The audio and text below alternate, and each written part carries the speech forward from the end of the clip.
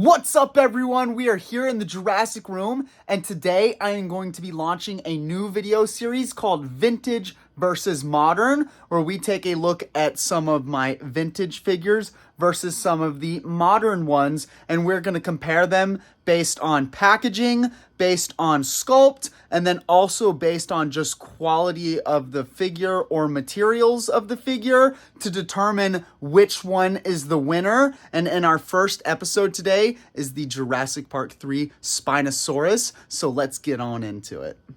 Okay, so here we are with our Jurassic Park 3 Spinosauruses. So the two that we are going to be comparing is the vintage Jurassic Park 3 animatronic Spinosaurus from Hasbro, and we're going to be comparing that to the modern Jurassic World Legacy Collection Extreme Chompin' Spinosaurus from Mattel. So first off, we are going to start with packaging. So first thing we'll do is we'll go ahead and look at modern first. So the packaging on the modern Spinosaurus is actually beautiful. We got a nice little T-Rex render here, and I really like how they have the Jurassic Park gates kind of in the background for it. I think that is very, very cool. The way they packaged it, you can even see some of the ferns and stuff down here.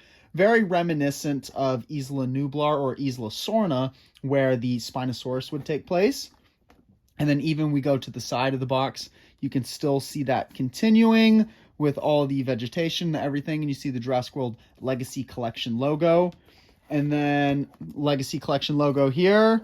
Nothing too much on the bottom. But now let's take a look at the back of the packaging.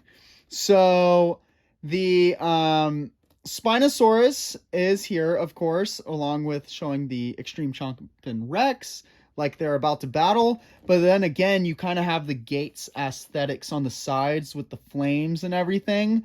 And then, of course, advertising the other things from Legacy Collection that came out along with this. But I definitely have to say that the packaging on this Legacy Collection Extreme Chompin' Spinosaurus is excellent. Excellent, excellent. So now let's go ahead and take a look at the packaging on the vintage Hasbro Jurassic Park 3 animatronic Spinosaurus.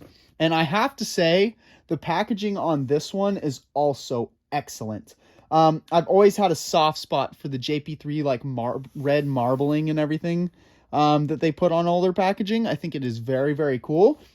And as you can see, we have the Jurassic Park 3 logo here highlighted, which is very beautiful and crisp looking. And then we have that really cool render of the Spinosaurus breaking through up in the corner, which is cool.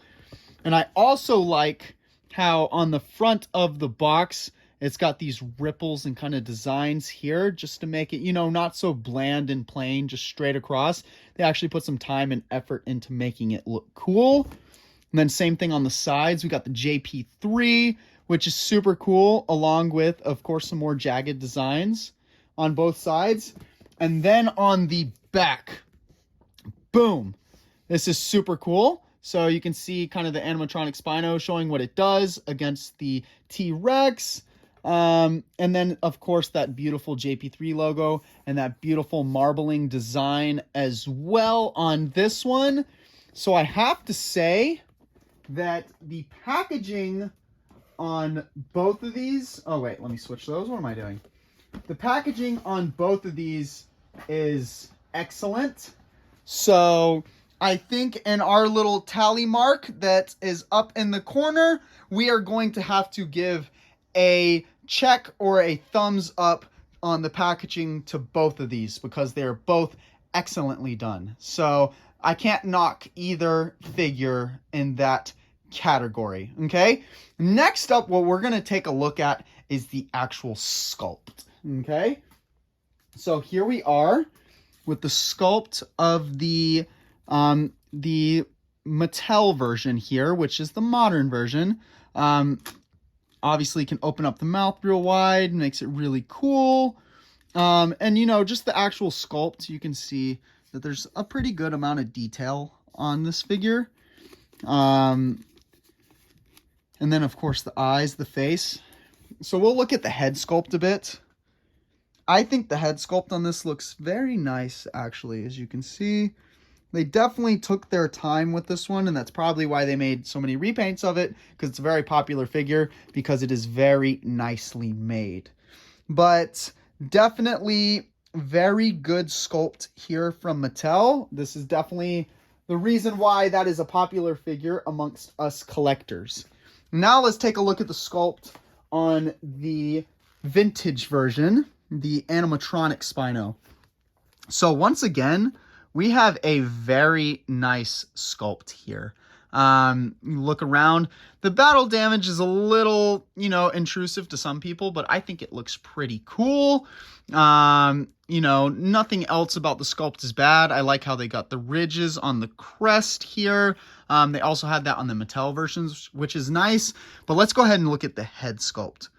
So I like all the detail. You can look real closely. Everything looks good. So I definitely think that this is a plus in the sculpt as well. So what I'm going to have to give, whoops, don't want to stand up. So I'm going to have to give a check in the sculpt on both of them. They are both excellent figures. So now they each have a check, but we're going to come down to quality now. So let's take a look at the modern Mattel version again. The first thing that you'll notice is this hard plastic. That may not bother some people, but for me, the hard plastic, I mean, it's cool. The figure looks great, but the hard plastic is kind of annoying. It just seems a little bit cheaper made and just not quite as nice as it could be. At least the you can see there's a little bend and a little give to the sail on this Spinosaurus, and it's a little bit more of a softer plastic.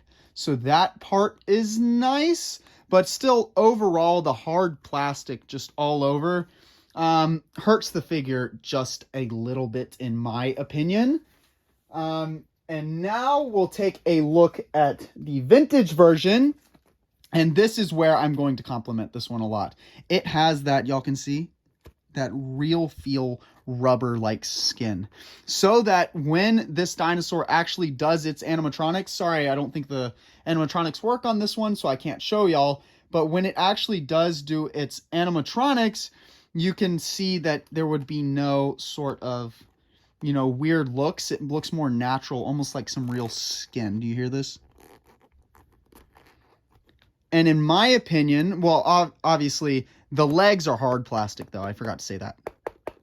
But other than that, the arms are also hard plastic. Sorry, guys. But yes, other than that, it's mostly real feel, which makes it, in your hands, feel like a real dinosaur. So let's set that down.